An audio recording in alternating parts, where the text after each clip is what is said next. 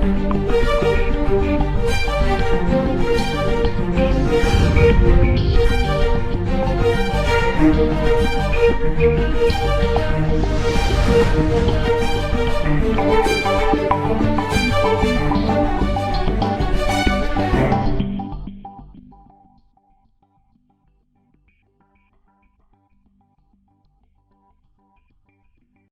everybody.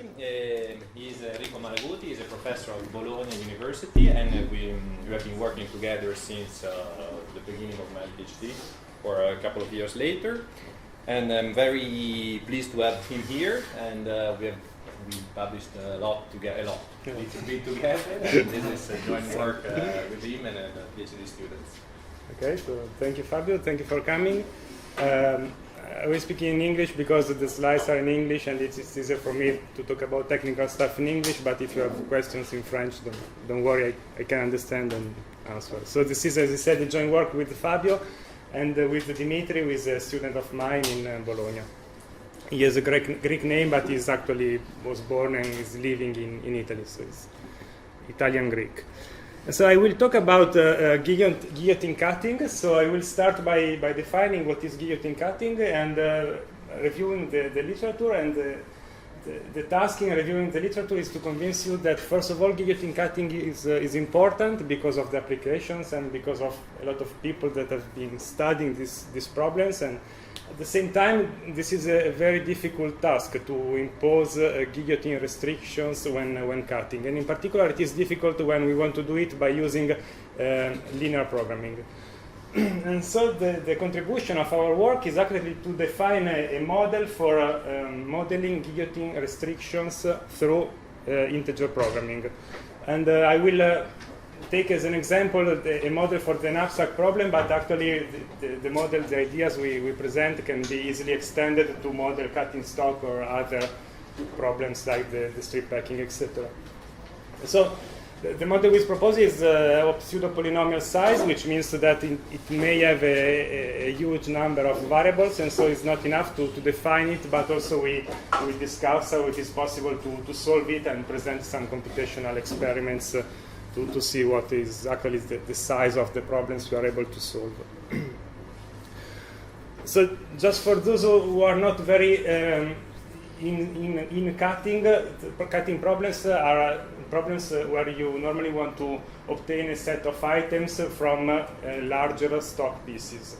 So in guillotine cutting, what we want to do is to get some rectangular items from a set of rectangular stock. And the guillotine means that all cuts that we perform on the original stock, so imagine that the big rectangle is the stock plate I want to process, must cross the stock from one side to the other.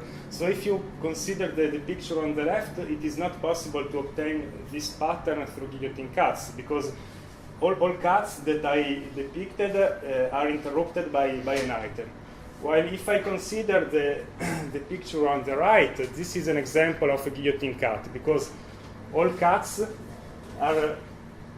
can be obtained by going from one side of my stock to the other side. And of course, if I want, for example, to cut this cannot be the first, because I would cut also this piece. So in guillotine cutting, you normally proceed by stages, which means that, for example, in the first stage, you cut horizontally, which could be this one and then this one. And then you have a second stage, which is orthogonal to the first stage. So in this example, a second stage could be this one, this one, this one, this, and that's it.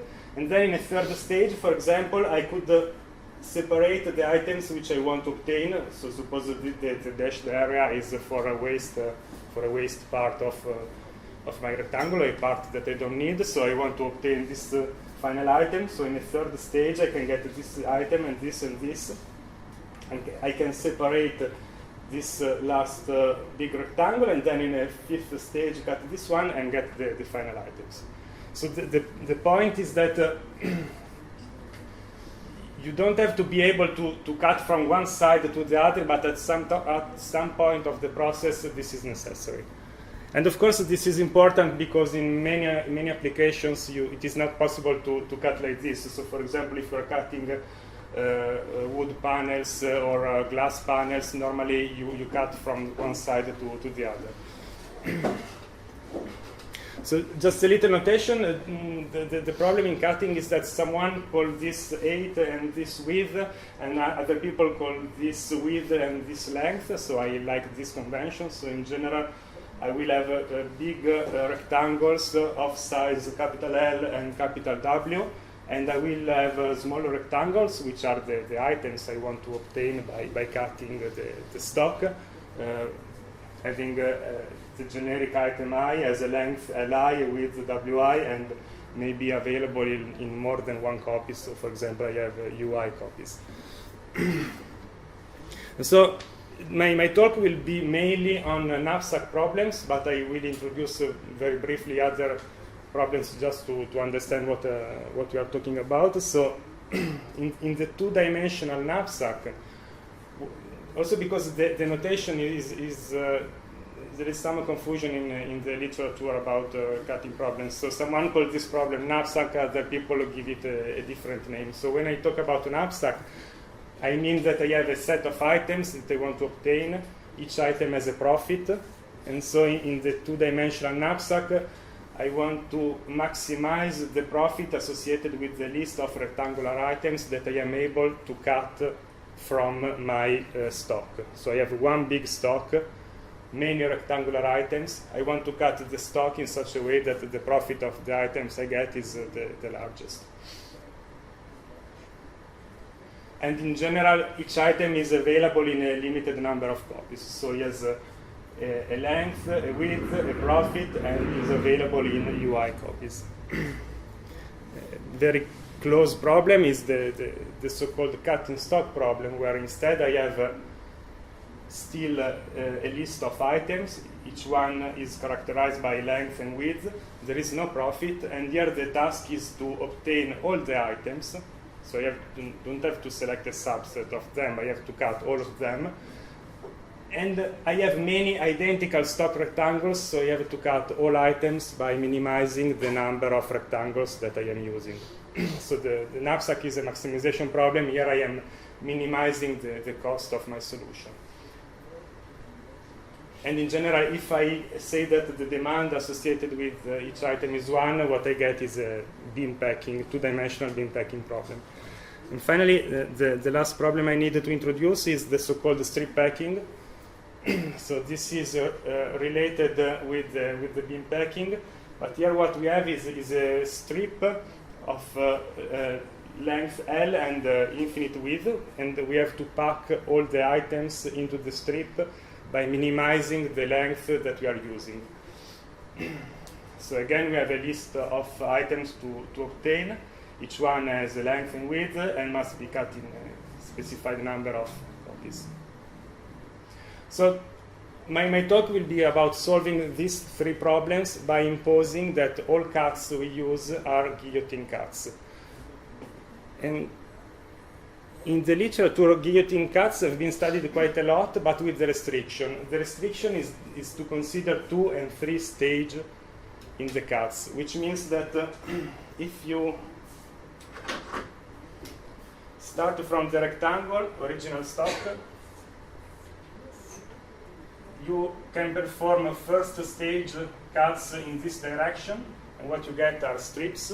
And then you can perform second stage cuts in these directions, and eventually third stage cuts in this direction. And apparently this problem is the same as the main guillotine problem, but actually this is in some sense much easier.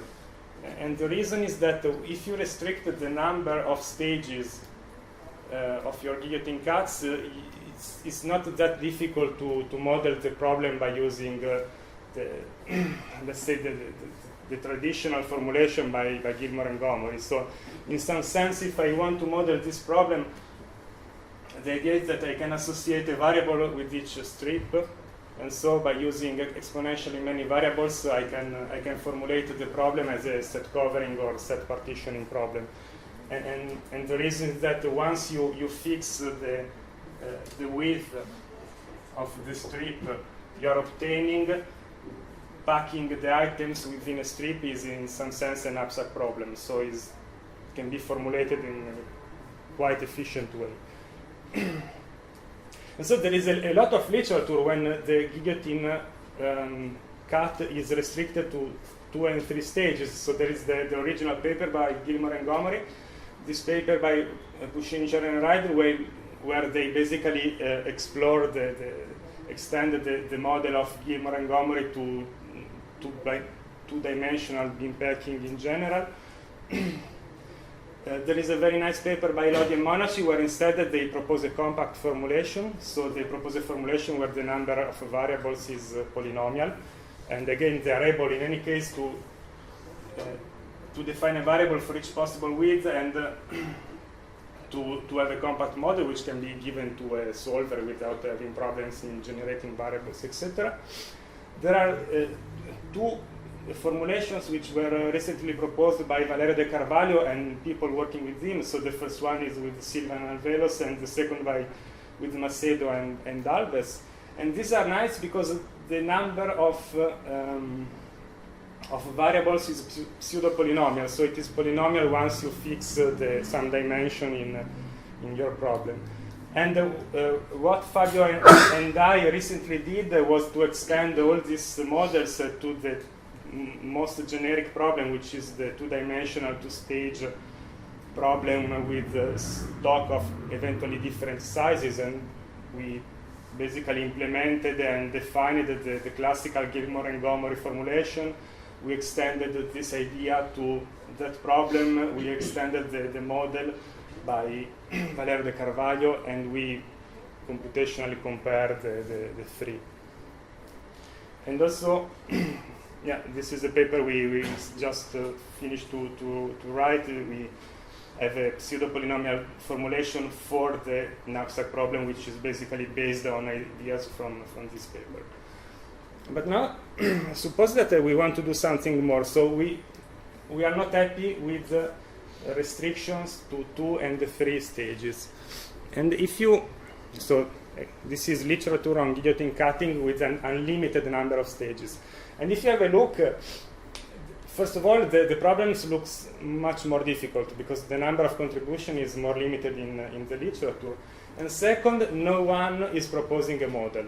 So the most effective algorithm based again on the Gilmore and Gomery formulation is due to Pissinger and Sigurd.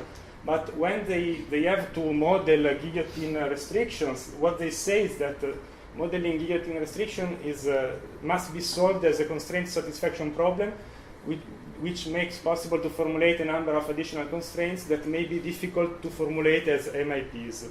And this includes guillotine cutting. So basically what they have is a model based on column generation, but when they have to generate the columns, they use constraint satisfaction to limit the model. So the idea is that they want to generate a column which satisfies guillotine cutting. So they relax the problem, they generate any column, and they check if it satisfies the condition or not.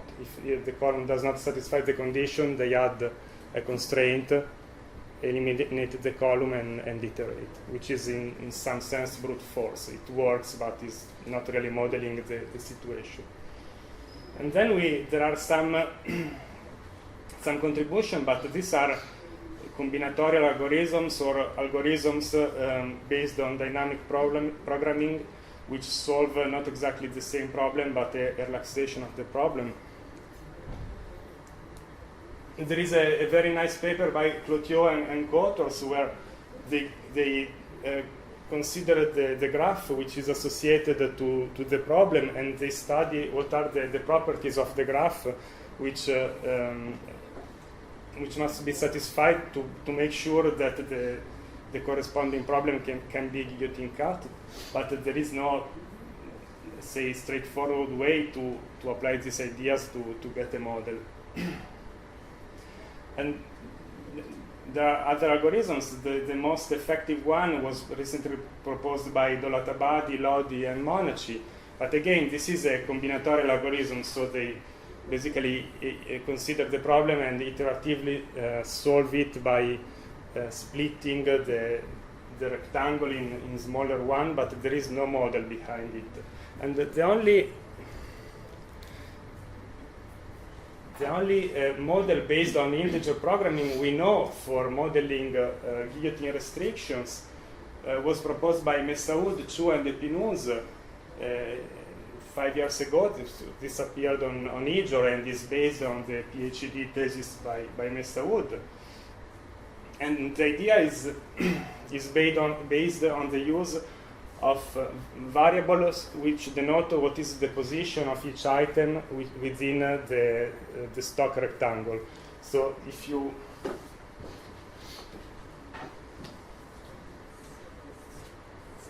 have the stock rectangle and you want to cut an item k, which is placed in this position, the models will tell you that this coordinate is I, this one is j, and so there is some variable di, j, k, taking value 1, which tells you that this item is cut in this position. But then, in order to impose guillotine restrictions, they need a huge amount of additional variables and constraints. And I mean, the nice thing with this model is that in theory it is polynomial size, but what they say, so this is something that I am reporting from the paper, this is not my opinion, this is their opinion, so probably the referee opinion they were forced to put in the paper, is that there are too many binary variables and constraints, so order of n to the fourth variables and constraints. Many of these constraints are redundant, and the LP relaxation of the model is very loose. So at the end, these factors make the model inexploitable in practice. So the example they consider is a strip packing problem, and they are able to solve problems with 5 items, which is, of course is not that interesting. I mean, probably you can do something better by considering all possible combinations instead of writing a model. So I hope that I was able to convince you that the problem is interesting but difficult to model, and that's why we tried to so we had an idea for modeling it, and we think it is worth to be investigated. So our idea actually is originally based on something which was proposed by Dyckhoff in the 80s, and the original paper by Dyckhoff is on the one-dimensional unpacking problem, and the idea is very simple. So what it says is that if you have bars that you want to cut, and your bars have length L. When you cut a bar at the length, say L, you get what you need plus a residual bar of length L minus L. So his model is based on the concept of cut, position where the cut is performed, and residual element. And we extend this to the two-dimensional case. And so the concept we will have are the concept of cut and plate, where the cut is the position where we perform a cut, and the plate is each rectangle where we can perform a cut. So it can be the original one, or it can be the result of a cut process. And of course, we want the cuts to be guillotine cuts. So, for example, this is a generic plate, so it can be the original plate, or it can be a plate that I generate at some point during my iterations. And if I decide to cut it with a vertical cut at this position, what I obtain are 2 smaller plates. And then what I can do is to perform further cuts, which means that, okay, now I'm going to cut here and then here, etc. And at some points, what happens is that the size of my residual plates will equal the size of one of the items that I want to obtain. And in which case, I can decide, okay, we'll keep this item, and this is the final item. And this describes the variables of our model. So a little more in detail, the decisions that you are taking can be represented by a triple, QJO. And each decision is about what is the plate that you are cutting. So J is my generic plate. Where do I want to cut my plate and with which orientation? So I can decide to cut my plate J at position Q with the vertical cut, which means that I obtain two smaller plates, J1 and J2. Or I can decide to cut my plate J with an horizontal cut at distance WJ from the bottom left point, and in which case I obtain these two smaller plates.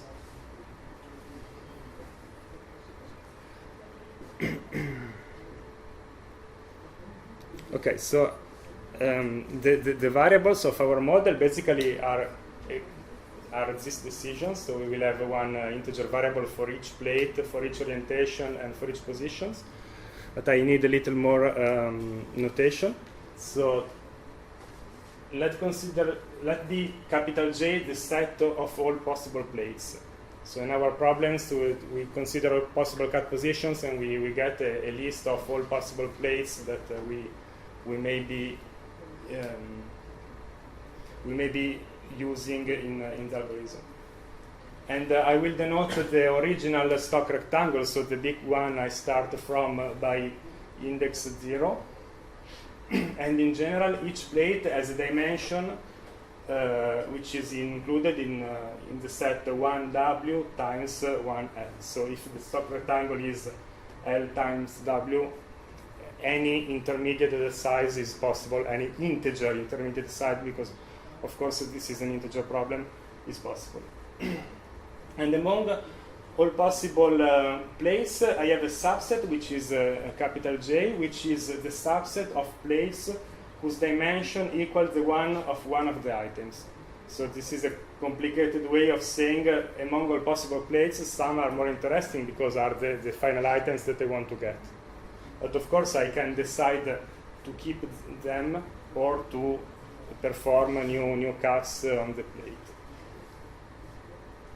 And the last notation I need is about the cut positions. So I said that I have to decide which plate to cut with which orientation and at which position. So once I have fixed my plate J, and I have fixed my orientation, which can be horizontal or vertical, QJO represents all the possible positions where I'm going to cut. And so in general, for a plate and an orientation, the set of cut position is a subset of the width of the plate minus 1 for the horizontal cuts, and 1 the length of the plate minus 1 for the vertical cuts. So if you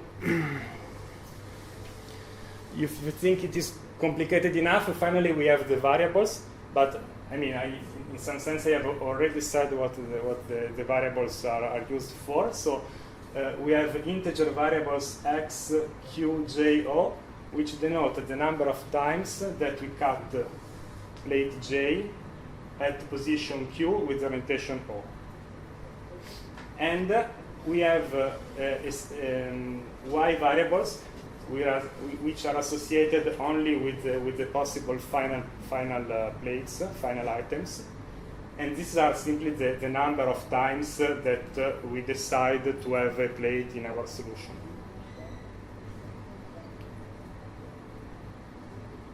And so I'm almost ready to write a model. I need one final thing, which is related to I needed to know what happens when I decided to use one variable. So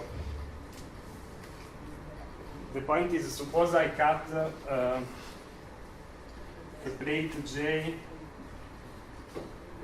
with orientation O at the distance q from the bottom left point, what I get are two additional plates, J1 and J2, and this coefficient A, O, Q, K, J is telling exactly this thing. So basically, this has value 1 if when I cut Q at when I cut K at position Q with orientation O, what I get is J.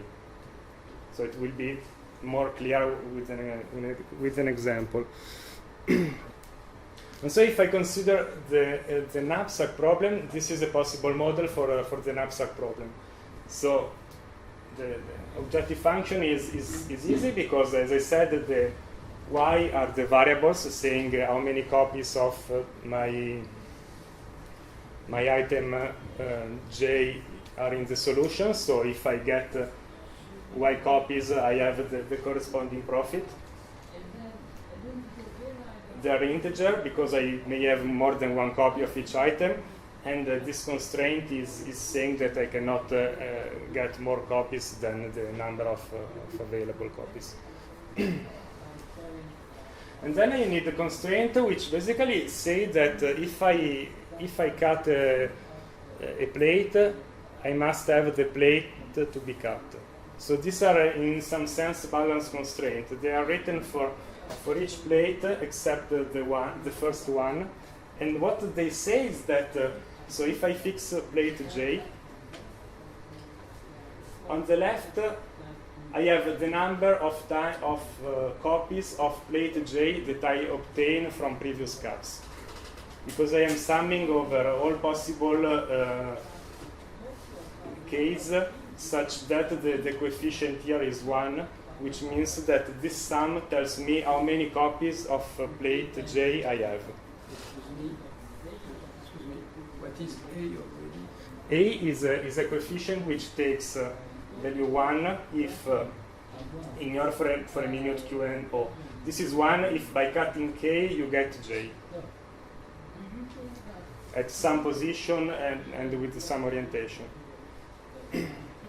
So this constraint is for J, and this tells you is summing over all other possible plates and over all possible orientation and position. So this gives you the number of copies of J you have. While this one is, here I am summing for the specific J, so this is the number of times I am consuming a plate of type J. And if you ignore for a minute this one, this tells you that what you cut cannot exceed what you get from previous cuts. What is BQ already? BQ is the set of positions where you can cut. And O is the set of orientations. O is only 2. Sorry? O is only... Yeah, it's 1 or 2. See, yeah. But Q, I don't get what is Q. The small Q or the large Q? The large from the... So the large Q is simply the set of cutting positions. So if you are considering here some plate K, and you are considering, I don't know, orientation to be vertical, so O is equal to V, and this is your K, and the length is, I don't know, 10, for example. In principle, Q can be any number between 1 and 9. It came from a discretization of Yeah. the problem. But of course, if we will see later, it is not a bad idea to try to do better than this, because otherwise it would explode. But in principle, any integer position is in this set. So if you know, okay,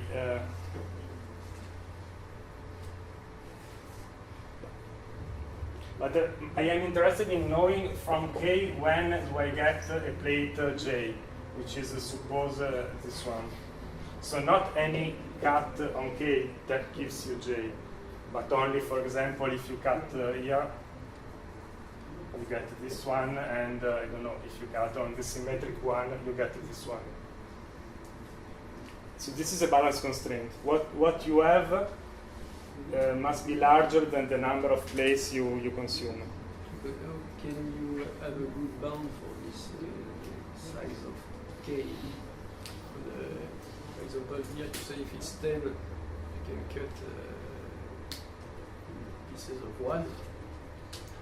But practically, I mean, when you have the instance of the problem, you can have a precise lower bound of the smallest discretization you need. Mm-hmm. So for sure there is no reason to discretize smaller than the smallest element. Not really. It will be in the next. What's my question? Yeah, it will be in the next slide. So, so this is what the number of plates of type J I have. This is the number of plates of type J I cut. And this is the number of plates of type J that I keep as final items. So of course, if you decided to keep a plate as a final item, you cannot cut it. So either you cut, either you keep. And this must be larger than 0 for plates which are in set J bar, which is the set corresponding to final items. While this is exactly the same for the complementary of the plates. And I'm not writing this for the plate number 0, which is the original stock, because this is not obtained from previous cuts, but this is something I am given in one copy, and this is expressed here. So when I consider plate, this is a 0, not a O, sorry.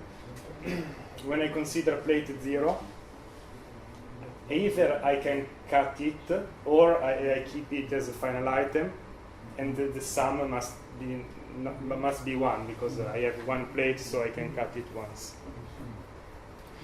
Is more or less clear the model? So I have an example of how it works in practice. So I think the first time we thought about it, actually it was not in this form, but I mean, with number it is, in my opinion, much more clear, because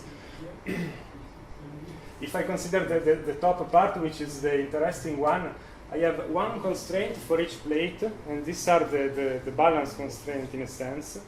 So they must be larger than 0. And I have a 1 coefficient if I obtain the plate, and a -1 if I cut the plate, so if I consume the plate. So by rows, these are saying that what I get must be larger than what I consume. And by column, I have the variables. So each variable is associated with a plate and a cut. So what is a column saying? For example, the first column is saying that I am cutting plate 0 at some position, and I am obtaining plate 1 and plate 2. Second column is saying that I can cut plate 0 at some different position and obtain plate 2 and plate whatever. And then this column is saying that I can cut an intermediate plate, plate number 2, and obtain, for example, plate number, I don't know, 3. Okay? So in general, on each column you have always a -1, which is associated with the plate you consume, and up to 2 ones, which are the plate you get. And here we have the consumption for the final items. And all these constraints must be larger than 0. While here I have the constraints associated with the final items, which are simply saying that I cannot obtain more copies than the upper bound. Okay. Questions on the model? So, of course, the problem with this model is that it can have a very large number of constraints, because in principle the number of plates is order of W times L, which is the size of the original one, and a very large number of variables, because each one can be cut in all possible positions. So of course the clue to make it work is to restrict a lot the number of positions where I cut in practice, which is what we called capital Q. So the question is, given a generic plate J, which have, so I consider it for the horizontal case, I have to decide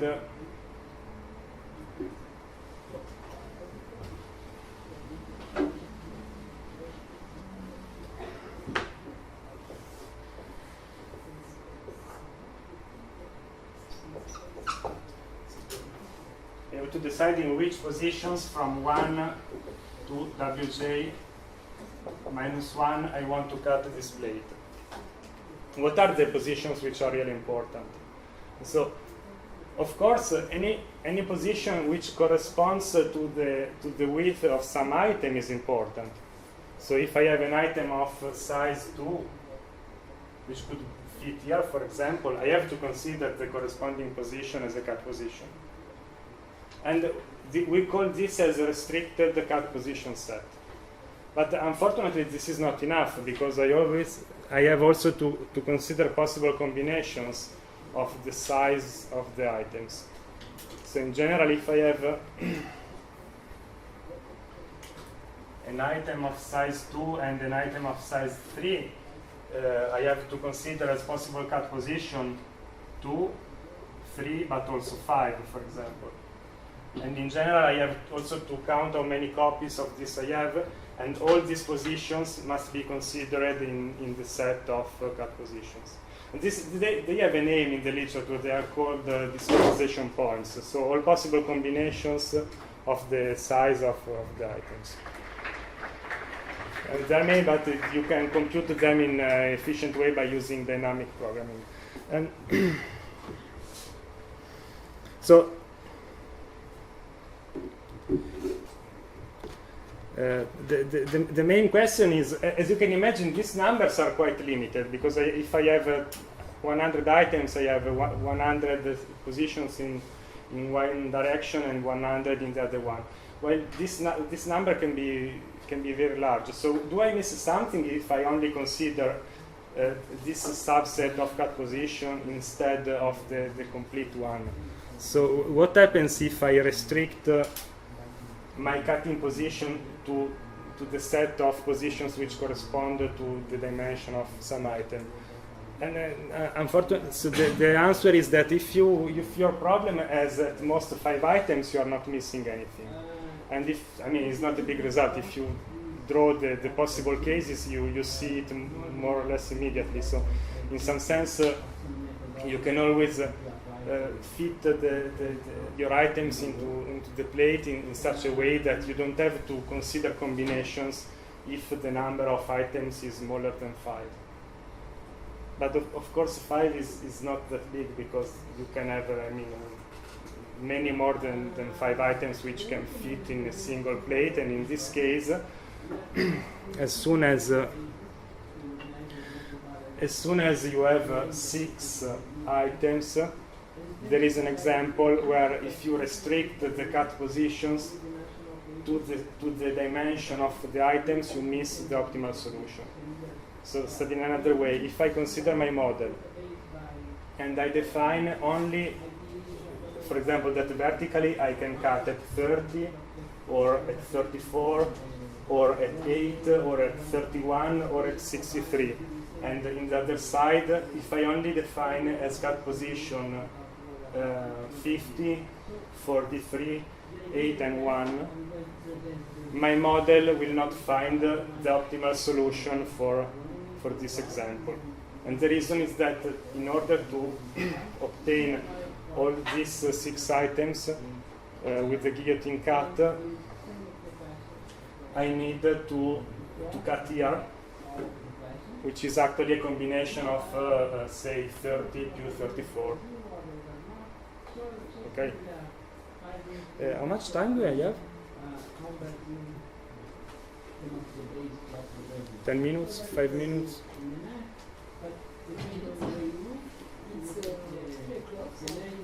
Five minutes, okay.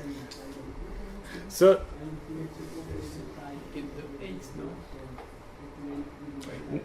If you make 8, 5 8s. Okay, but if I so you want to cut at 8, but then you cut a strip like this one. So from the original one, which is 102 times 51.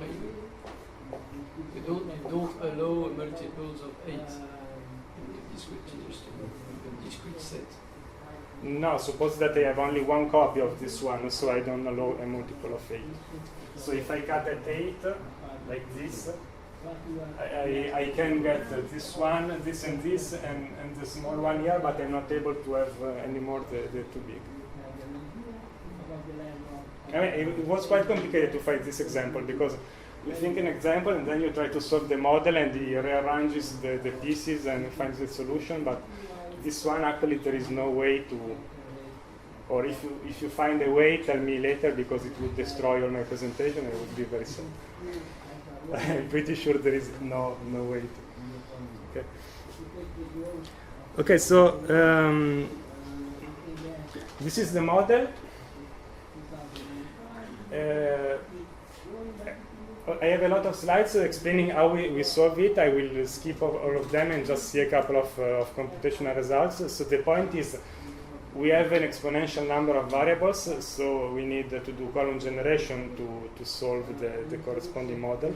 But actually, in the end, by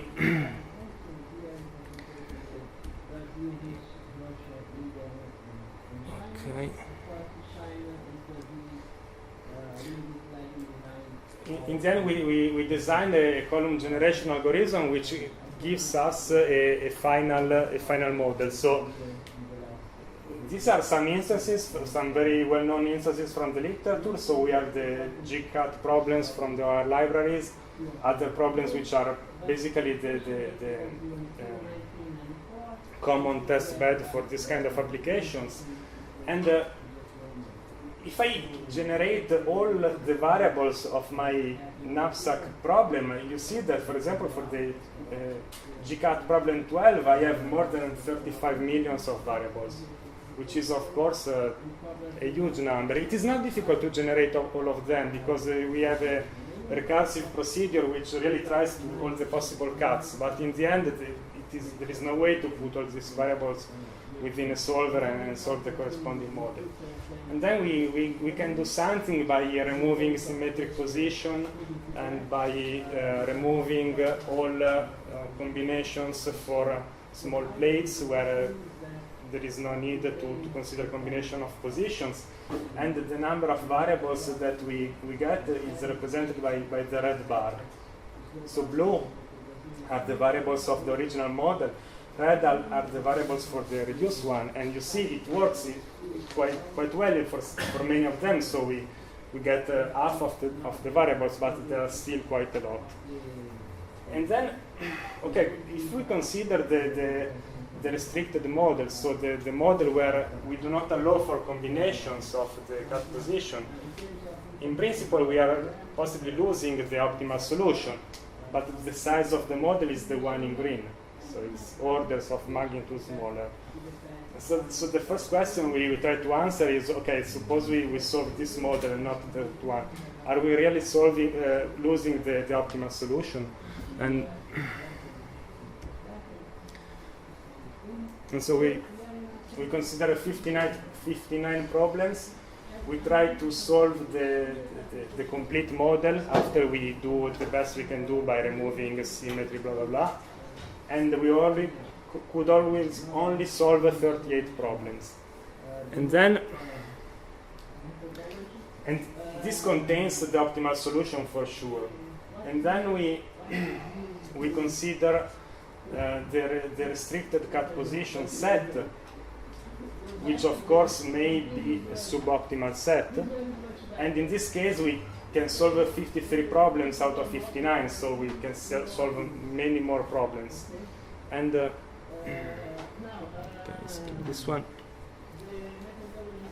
But the nice thing is that out of 51 problems which were solved to optimality, so we know exactly what happens, if we restrict our attention to the restricted cut set, we lose the optimal solution only in two cases, and the optimality gap is 0.13% in one case and 0.24% in the second case, which tells us that at least for practical purposes it is not that important to consider all the cut positions. So of course it depends on what is your interest. If you want to solve the model because you need a feasible solution and not because you're looking for the optimal one, or if you are designing a heuristic algorithm, it may be enough to restrict your attention to the set of cut positions which correspond to the size of the items.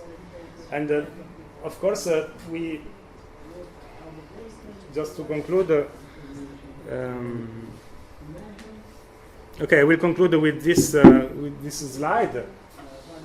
And this is a comparison of the solution time of our model, which is the green one, with the other model from the literature that I said that was proposed in 2008. So the one where you use the variables to say what is the position of the items.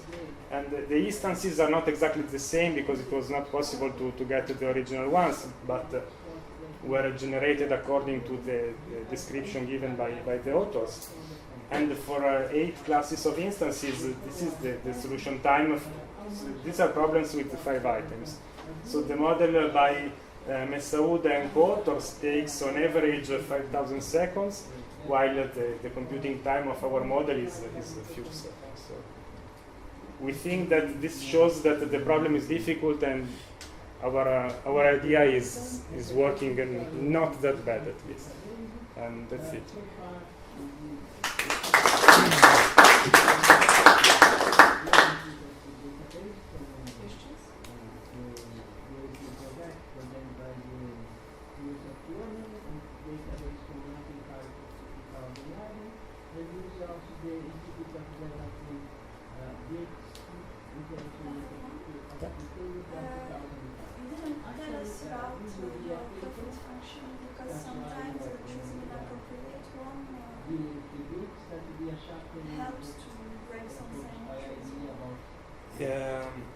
I think that you mean a profit function in the model. Yes. So the profit function is simply saying that if you take an item, you get the profit.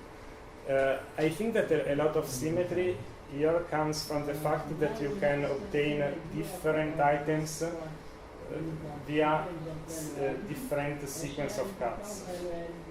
So suppose a very simple example, you want to get this item here.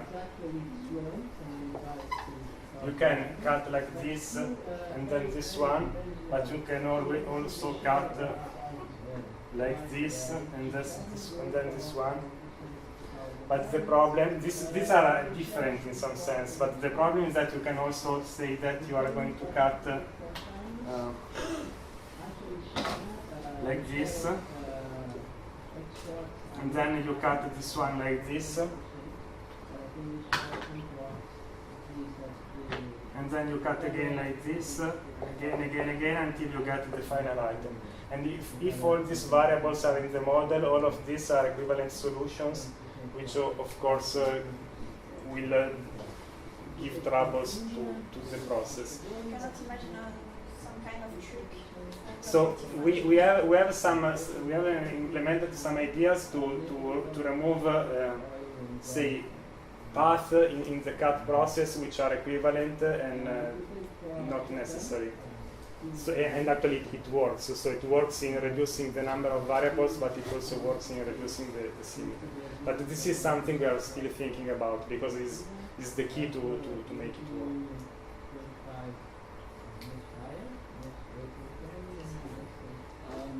And could you, because you could start with the grid. Can you work the problem the other way? So you start with the grid and you eliminate segments. But of course you can't eliminate random. Does it help to consider this type of actually, we didn't think about, but it may help. So. I don't know really how is the configuration What are the rules for eliminating the segments that you want? But it's something based on good sense right now. So, for example, what we forbid is if I have this and I cut like this, and this is waste, and this is not a final item, I forbid this cut because there is no reason to get a waste and an item which is not final. So if the final item is, say, this one, I only allow this cut. And you can combine this on the two dimensions and eliminate some chains which you do not want. I mean, it's pretty technical and still not so clear. So we have some procedures, but possibly we can do better than this.